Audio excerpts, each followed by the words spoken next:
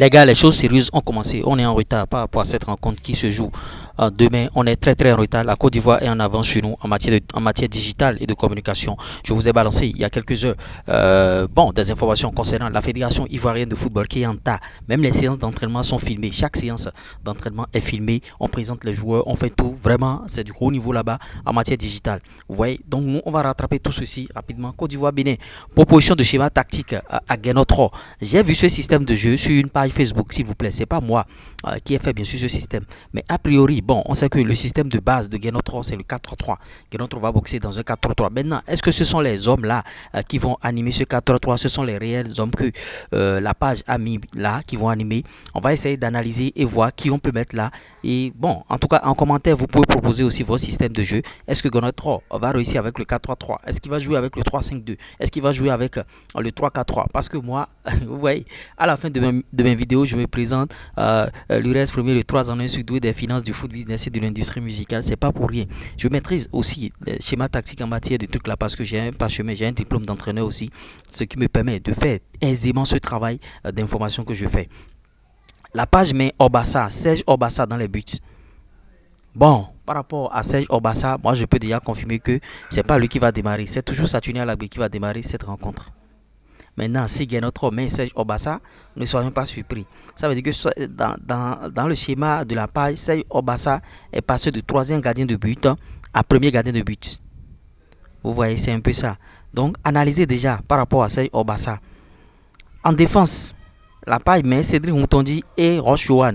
Là encore, selon moi, il y a un bémol, il y a un problème. Roche Yohan ne va pas démarrer.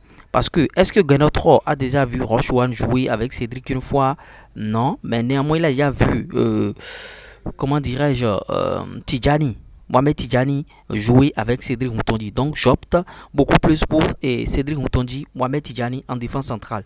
Latéral droit, Rachid Moumouni, oui, validé. Il va mettre Rachid Moumouni en tant que latéral droit. Parce que bon, le gamin, il a prouvé, bon, il a fait des choses qu'on ne peut pas rejeter de sitôt. Latéral gauche, Rabiou Sankamao, non, jamais. Sankamao ne pourra pas débuter. Et le gamin, il est déjà, bon, il n'est pas très en jambes, il n'a pas joué beaucoup de rencontres. Et celui qui a beaucoup joué dans ce secteur, c'est Kiki David, qui a multiplié beaucoup de matchs dans son club. Kiki David est au poste de latéral gauche. Et milieu défensif, Ceci Dalmeda. Oui, je valide Ceci Dalmeda en tant que milieu défensif. Maintenant, à côté de Ceci Dalmeda, la page met Fernando Dodo Doku et Imouran Hassan. Je valide Ceci Dalmeda, je valide Fernando Dodo Doku, mais Imouran Hassan, je ne valide pas. Il n'a pas trop joué aussi. Guénotro voudra mettre des gens qui ont un temps soit peu joué dans leur club. Imouran a joué quelques bouts de match, bon, on a vu. À la place de Imouran Hassan, Guénotro mettra Matteo Arlenvi. Donc Matteo Arlenvi fera son entrée dans ce 4-3-3 au milieu de terrain. Bon, d'autres personnes vont dire, mais pourquoi pas Junior Laitan? Pourquoi pas Junior Laitan? Parce que lors de la publication de la liste de Guénotro, vous allez voir, il a mis Junior Laitan en tant que parmi les attaquants au fait. Junior Laitan est mis parmi les attaquants. Junior Laitan n'est pas convoqué en tant que milieu de terrain. Donc c'est là où vous devez faire la différence parce que c'est Junior qui jouait à ce poste auparavant. Mais cette fois-ci, Junior a été convoqué parmi les attaquants. Donc, Junior ne pourra pas jouer au milieu de terrain dans ce 4-3-3 là.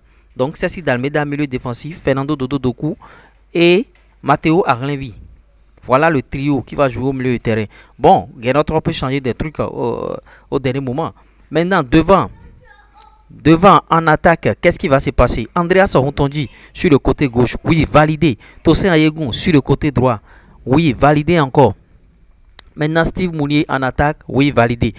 Par rapport à l'attaque du gars, je valide l'attaque. Parce que Andreas Rontondi, bon, j'avais dit dans une vidéo que il pouvait instaurer la concurrence Steve Mounier, Andreas Rontondi. Mais s'il instaure cette concurrence-là, qui peut jouer maintenant dans le couloir? Est-ce que si ce n'est que, bon, ces jeunes gamins, Chabel Gomez et autres, là, ils ne feront pas le poids. Donc, Andreas peut dépanner aussi dans le couloir. Steve Mounier restera dans son rôle en haut. Et Tosin Ayegun jouera sur un côté. On a un trio offensif vraiment essentiel. Vous voyez? Donc c'est là, c'est ça le schéma que je tenais à corriger. Donc mon schéma, c'est Saturnin Alagbé dans les buts. En défense centrale, Cédric Moutondi et Tidjani Mohamed. Latéral droit, Rachid Moumouni. Latéral gauche, Kiki David et non Rabiou Sankamao. Milieu défensif, Ceci Dalmeda. Les deux milieux récupérateurs, Fernando Dodo Doku et Matteo Arlenvi. En attaque, Andreas Rotondi, Tosin Ayegun et Steve Mounier. Donc c'est ce que Genotro va faire demain, vous allez voir. Bon, peut-être qu'il va faire ce schéma. Peut-être que les gens, la page, ils ont suivi des séances d'entraînement. Je ne sais pas ce qui s'est passé là-bas. Peut-être qu'ils ont des gens qui leur ont fourni des informations. Mais en tout cas, faites vos analyses aussi et dressez votre 11 aussi. En commentaire, on essaiera de voir. Donnez votre avis déjà par rapport à ce sujet. Je ne souhaite terminer sans partager cette grosse opportunité avec vous. Pour ceux qui ont bien sûr envie de créer du contenu sur YouTube, un seul contact, plus 229 53 63 87 30. Vous allez créer ce type de contenu jusqu'à aboutir à la monétisation et tout et gagner de l'argent. Maintenant, aujourd'hui, à l'heure du digital, le chômage n'existe plus. Oui, donc vous ne pouvez pas avoir un portable Android et une connexion Internet et bien sûr manquer d'argent. Prenez votre formation Sharp, prenez vos choses. Le lien de notre groupe WhatsApp est en commentaire épinglé et en description de cette vidéo. L'adresse, bien sûr, mail pour nous contacter aussi et le numéro aussi. On se dit à tout de suite. À ciao.